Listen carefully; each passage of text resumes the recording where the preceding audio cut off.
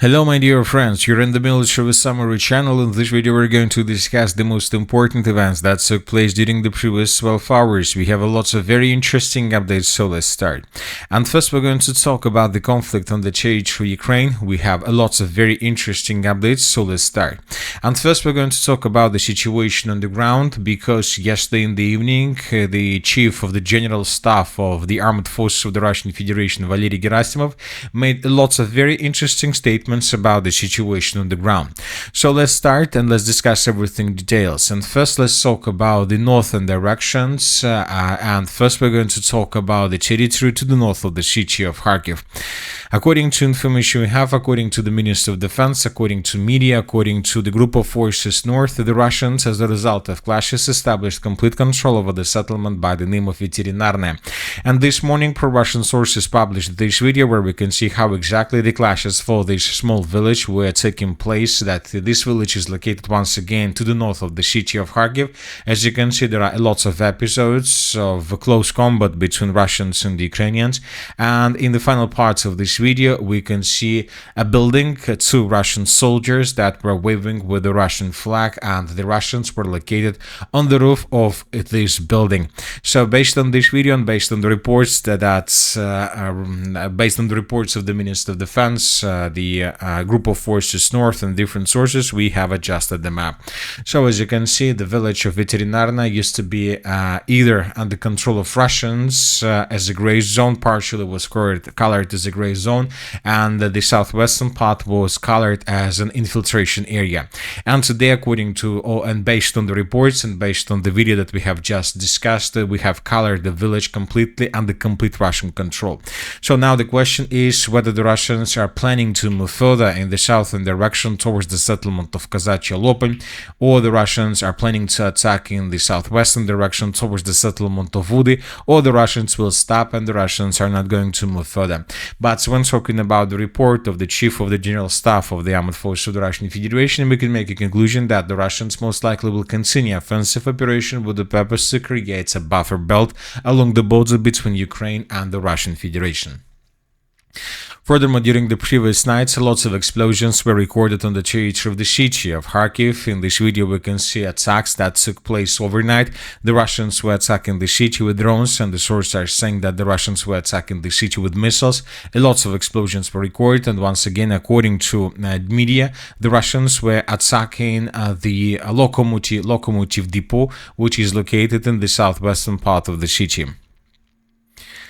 Now let's move further and let's discuss the situation in the northern Kupiansk direction. The chief of the general staff, Valery Gerasimov, also reported about the situation in this region, and he stated today that the Russians during the let's say period of time between the January and April of 2026 finished the battle for the eastern bank of the river Oskil. The Russians are saying that as a result of clashes, the encircled forces of the armed forces of Ukraine were forced to fall back on the western bank of the river, and the Russians managed to establish complete control over these territories.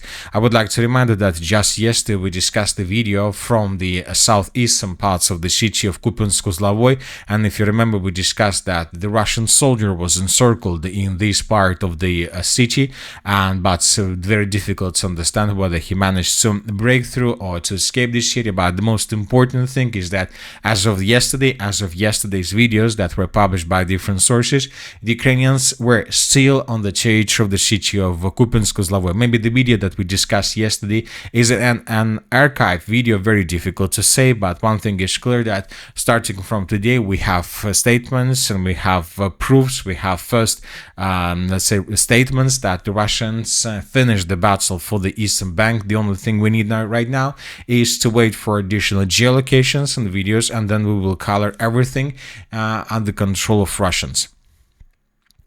Now let's move further and let's talk about the central Kupiansk direction. During the previous 12 hours we received lots of updates, and most of them are connected with the statements made by Valery Gerasimov.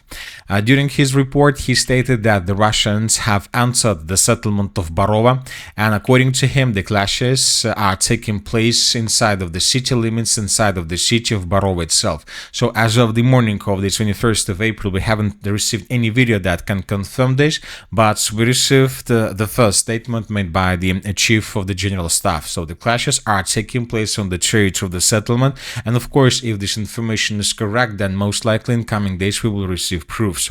Also, he emphasized that the Russians finished the battle for the Lugansk region.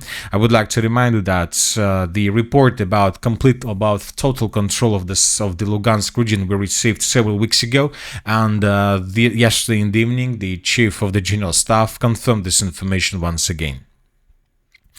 Another important area is the territory to the south of Borova. We have lots of interesting updates from this territory as well.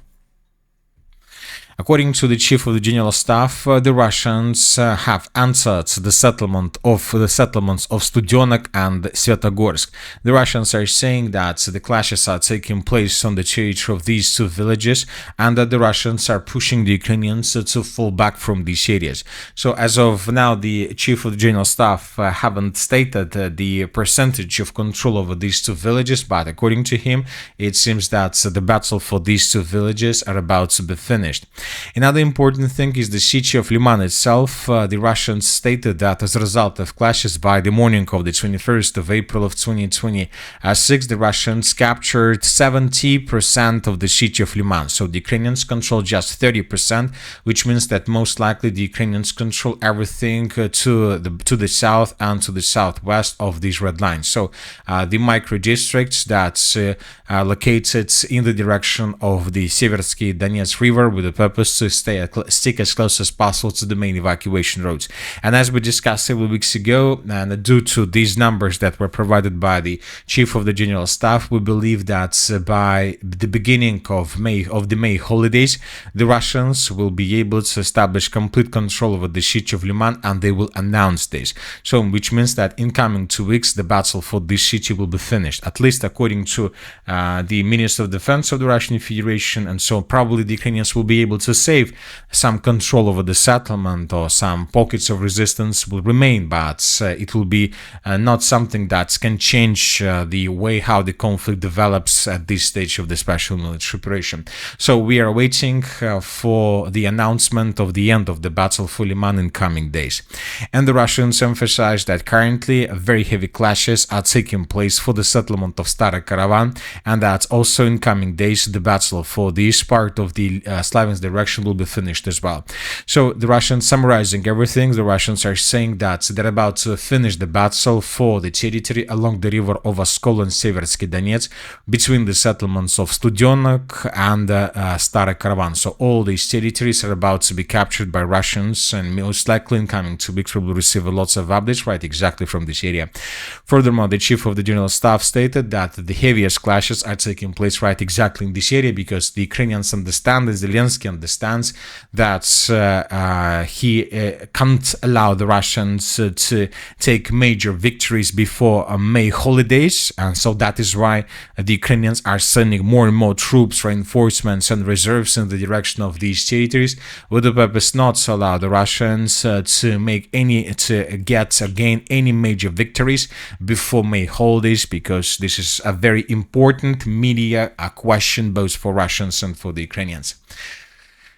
As for the previous 24 hours, according to information we have, the Russians bombed the city of Sloviansk. Lots of explosions were recorded, and here we can see, according to pro-Russian sources, another temporary deployment point was destroyed as a result of attack with multiple launch rocket system or aviation bomb. As for the eastern Slavian direction, the clashes are taking place for the settlement of Kryva Luka.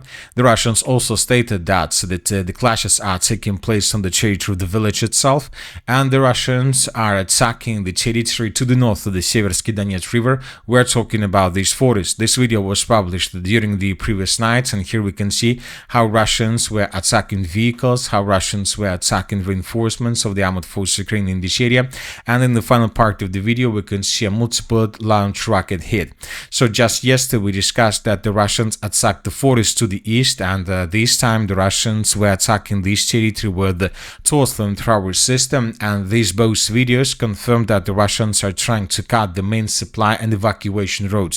So the battle for the settlement of Kryva Luka is about to be finished, but according to information we have, the Ukrainians are not able to retreat in the western direction using this road evacuation because these territories are already under complete Russian control. And according to different sources, the only way for Ukrainians how to escape this area is to move in the northern direction through the river of Seversky Donets and then in the western direction towards the settlement of Piskunovka. So this is approximately the evacuation road that the Ukrainians use, and most likely the Ukrainians are actively using this road for these purposes. So that is why the Russians are attacking this territory with everything they have, with the purpose not to allow the Ukrainian contingent to escape the encirclement. The Russians are bombing this area, and all these things are telling us just about one thing, that in coming days the battle for this part of the Sloviansk direction will be finished as well. Now let's move further. As for the Kostiantynivka direction, the chief of the general staff of the armed forces of the Russian Federation haven't made any major comment or any major report about the situation in this area. So we see that, which means that most likely the situation is quite difficult in the territory of the city. That the Russians, despite their attempts, despite their endless number of attempts to break through Ukraine's defense, we see that the Russians haven't managed to improve their positions, and it seems that this is the reason why the chief of the general staff haven't made any statement about the situation in this area. He only emphasized that as of the let's say 20th and 21st of April of 2026, the Russians are focused on the villages of Ilinka, which is the southwestern flank of the city of Kostiantynivka, and the Russians are focused on the settlement of Novopavlivka, which is the northeastern flank of the city of Kostiantynivka.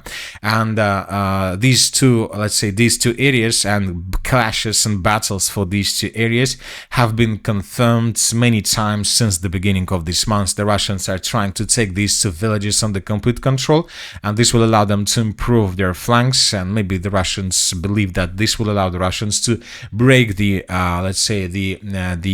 entire development of the battle of Kostiantynivka in their favor.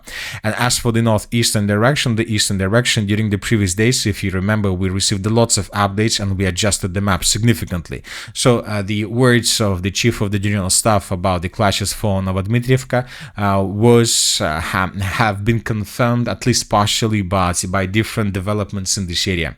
Furthermore, the Russians, according to a video we received during the night, improved their positions once again along the eastern flank of the city of Kostiantynivka. In this video we can see how Ukrainians were attacking vehicles and forces of the armed forces of the Russian Federation in this part of the settlement. So based on this video we have adjusted the map, and these are the changes between the dates. So the Russians continue, of course, offensive operation, but we see that everything is very, very difficult and everything is very, very slow. Despite the fact that yesterday we discussed that according to pro-Ukrainian sources, the Russians have concentrated one of the biggest army in this direction just with one purpose: to finish the battle for the city. Of course, the Russians will try to gain major breakthrough in this area before May's holidays, but it's very difficult to say whether the Russians will be able to do this. Now let's move further and let's talk about the Dnipropetrovsk direction. The Russians stated that the settlement of Novopavlivka, this one is 75% under control of the armed forces of the Russian Federation. And telling the truth, the current situation on the ground confirms probably the words of the chief of the general staff of the Russian Federation. So this is the current map of the settlement of Novopavlivka, and we can say that probably, as of different sources, the geolocations, we can say that the settlement of Novopavlivka is under control of the Russian Federation on the level of 50%, not 75, but probably 75 is the reality, which means that in coming days the battle for this settlement can be finished as well. As for the Zaporizhzhia direction, the chief of the general staff haven't reported anything special. The only important, probably, words worth attention is that the Russians, according to him, captured the settlement of Boykova, and the village was colored, if you remember, several weeks ago as the territory is under control of Russians, but later the Ukrainians carried out a counter-offensive operation, and based on the, let's say, counter-attack of the Ukrainian forces, we have colored these territories back as the territories under complete control of the armed forces of Ukraine. So as of now, very difficult to say what to do next. So that is why we decided to wait for additional updates and additional videos. As of the changes on the ground, we have small changes to the south of the settlement of Verkhnya Tersa, and these are the changes. And this video was published by pro-Ukrainian sources, and here we can see a Russian soldier, a very tired Russian soldier that was moving to the north in the direction of farms in the southwestern part of the city. We can see that the Russian soldier was without weapons, which means that probably the Russian soldier was moving in the direction of the village to surrender. So this is probably the reality. And he was attacked, by the way, by an FPV drone right exactly at this point, and he hasn't managed to surrender. He was attacked. So this is the situation. Based on this video, we have adjusted a bit the territory to the south. Probably these territories are under complete control of Russian forces, or maybe in the gray zone. Very difficult to make to understand. Furthermore, during the previous nights, the Russians, and during the previous day, the Russians attacked the city of Zaporizhzhia. Lots of videos, lots of explosions were recorded and published. We have lots of videos of how Russians were destroying something. Probably the Russians attacked another object of energy infrastructure, or another object of fuel or oil infrastructure, or something like this. So we see that the clashes continue. Today is the 21st of April, just in 2 weeks. May holidays begin, which means that before May holidays, both the Russians and the Ukrainians will intensify their activities with the purpose to show major results for their populations, for Ukrainians and for the Russians. Now let's discuss different statements that were made by Zelensky. First of all, before we start, during the night, the Russians used 145 drones to attack the territory of Ukraine. And now let's discuss the statements. According to information we have, in coming days, probably even today, Ukrainians will resume support and support of oil through the Druzhba pipeline to Hungary and Slovakia. Ukraine will resume oil supplies via Druzhba pipeline as early as Tuesday. So today, Bloomberg reported, citing sources. This will have the weight for the European Union to unblock Kiev's 90 billion euro loan, the publication writes. Another important thing is that, according to information we have, the Russian armed forces are preparing a massive strike with Kiev as the priority target, as are Ukraine monitoring resources. So in coming days, so maybe even this upcoming night, the Russians will attack the territory of Ukraine with several hundreds of drones and with dozens of missiles. Most likely this is going to be not a one-day attack, but it will last probably up to 36 hours. So which means that in total, the Russians may use around 800 and 1,000 drones and probably around 100 of missiles. Another important thing is that Zelensky doesn't believe Trump, because according to him, Trump has 2.5 more years, and what will be do and what we will do next. So Zelensky is saying that when the next president of the United States of America will come, then Zelensky can't believe that the next president will give the Ukrainians the guarantees and can confirm the guarantees that the President Trump can provide. So this means that Zelensky is not going to trust the United States of America anymore, and he will try to rely more on the European countries.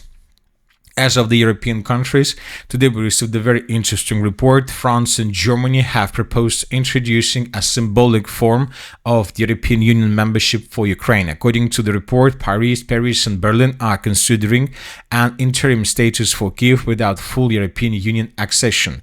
It would not include access to the European Union budget or voting rights. So it's just a media attack, just a media thing showing the Ukrainians and the population in Ukraine that the Ukrainians are on the right and correct way, and that's the bright dream is about to be taken by the Ukrainians. But so which means that most likely all these things are going to happen because in coming days, maybe in coming months, the European Union, NATO countries, and Ukraine expects that the Russians during the summer military campaign may improve their position significantly. So that is why they need something to balance the situation on the front line with different updates from the political front line.